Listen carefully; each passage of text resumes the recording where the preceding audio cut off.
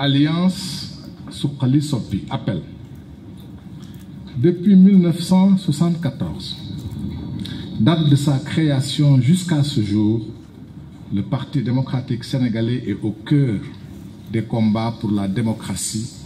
et l'élargissement des espaces de liberté. Il en a payé le prix fort. Maître Abdoulaye Wade, secrétaire général national du parti, a dans ce combat payé de sa famille, de sa santé, de son patrimoine, mais surtout de sa liberté, tant les assauts des partisans de l'immobilisme réfractaires au changement étaient cruels. D'autres militants et responsables continuent de subir le même sort. Mais constant dans son combat, notre parti n'a jamais renoncé à ses choix ou cédé à la tentation du découragement, faisant preuve d'audace, de détermination et d'endurance. Le secrétaire général national, le frère Maître Abdoulaye Wade, portant haut le flambeau du combat pour la liberté et cristallisant notre ferme volonté d'obtenir la confiance de notre peuple, est élu démocratiquement président de la République en 2000. La première alternance démocratique est ainsi réalisée. 12 ans après, notre parti a perdu le pouvoir pour une deuxième alternance démocratique. Aux yeux du monde entier, notre pays est en train de plein pied dans la catégorie des États de démocratie avancée. Contre toute attente, les nouveaux vainqueurs, décidant de réduire notre parti à sa plus simple expression,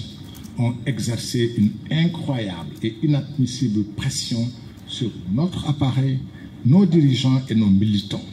pour tenter de casser la nouvelle dynamique ainsi enclenchée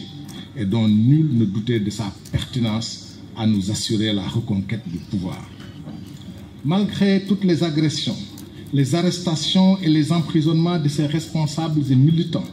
le PDS, qui s'était choisi un candidat en la personne de Karim Wade, est resté porteur d'une ambition dans laquelle s'est retrouvée une large majorité de citoyens manifestement disposés et prêts à accompagner notre projet de reconquête du pouvoir.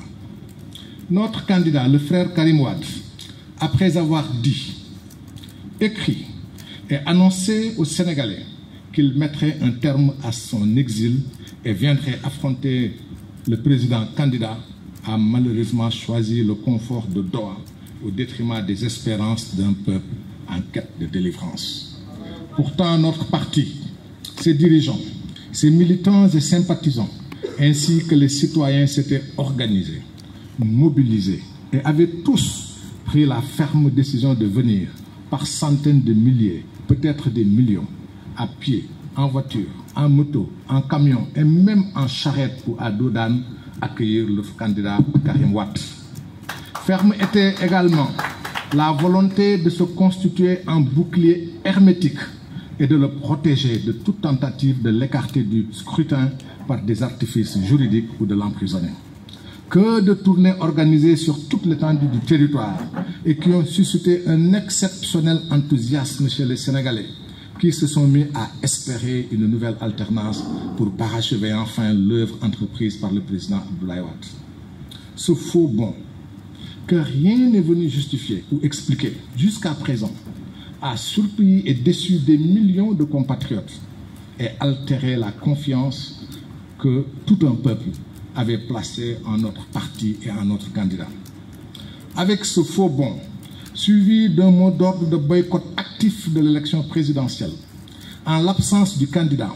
et sans réunion d'aucune instance du parti, la désorientation et la confusion ont fini par s'installer dans nos rangs, laissant ainsi les militants et les électeurs dans un écart entre une attente particulièrement forte et un résultat finalement décevant. Toutes choses qui ont brouillé les cartes et favorisé le candidat Macky Sall. La clairvoyance politique veut donc, après de telles péripéties, qu'on s'arrête un moment et qu'on laisse les instances du parti se réunir pour susciter le débat interne et passer l'option de boycott de l'élection présidentielle au bilan critique. En lieu et place, notre candidat, profitant de son paravent paternel, s'est évertué à obtenir du frère secrétaire général national une batterie de mesures ayant abouti à un remaniement du secrétariat national qui écarte littéralement les principaux responsables légitimes sans aucun débat à l'interne. L'objectif est de soumettre l'appareil du parti en mettant aux commandes ses partisans karimistes issus des mouvements de soutien. Le PDS, qui est et restera un parti libéral, social et démocratique, ne peut souffrir l'absence de débat avec une direction unilatérale prenant des décisions en dehors de ses instances régulières. Autant, une place prépondérante est accordée au secrétaire général national, autant les instances, notamment les fédérations et le bureau politique, ont des compétences statutaires qui ne peuvent être déléguées à aucun dirigeant, conférer les articles 20 et 21 du statut. En dehors du bureau politique et entre deux congrès, contrairement à ce qui a été écrit,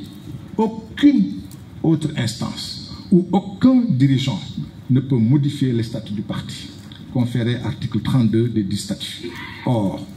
les dernières décisions portant remaniement et mise en place d'un nouveau secrétariat font litière de la réglementation du parti dont elles violent les statuts en créant un collège de secrétaires généraux adjoints et des secrétaires nationaux qui, aux allures d'un miroir aux alouettes, n'existent que dans l'esprit des putschistes. Une telle violation pourrait être annulée par voie de justice. Un parti démocratique composé de femmes et d'hommes libres ayant souverainement consenti d'y adhérer ne peut admettre des violations si flagrantes de sa charte fondamentale pour faire plaisir à un homme qui a tant manqué à ses devoirs. Le moment est venu pour les militants et les responsables du Parti démocratique sénégalais d'exprimer leur attachement à l'idéologie libérale, sociale et démocratique dans la perspective d'assurer l'indépendance et l'unité nationale, libérer les énergies et donner à notre peuple, à notre pays, la place que lui assigne le travail et le mérite de ses enfants. C'est aussi le moment de transformer notre grand parti, si poussif aujourd'hui, pour qu'il devienne ce qu'il n'aurait jamais cessé d'être, c'est-à-dire une alternative formidable, un outil pour éduquer aux valeurs libérales, sociales et démocratiques, pour créer un espace où les idées s'affrontent librement sans aucune entrave liée à la famille, au clan ou aux amis, et assurer à notre peuple une libération par le travail et la réussite par le développement. Nous devons assurément refonder notre parti pour qu'il devienne à nouveau cet outil. Les signataires du présent appel, qui restent tous dans le PDS, invitent les militants, les responsables, les sympathisants, ainsi que tous ceux qui croient au libéralisme social et démocratique, quel que soit leur choix, lors de la dernière élection présidentielle, à nous rejoindre pour défendre la liberté et ouvrir à notre peuple le chemin de l'audace, de l'indépendance et du développement. Ils appellent à s'organiser d'ores et déjà dans tous les départements, les communes, les quartiers et les villages, dans les fédérations, les sections et les secteurs et au niveau de la diaspora pour la défense et la refondation du Parti démocratique sénégalais en ravivant les valeurs d'un compagnonnage sincère en Dounaoulé, fait à Dakar le 23 août 2017.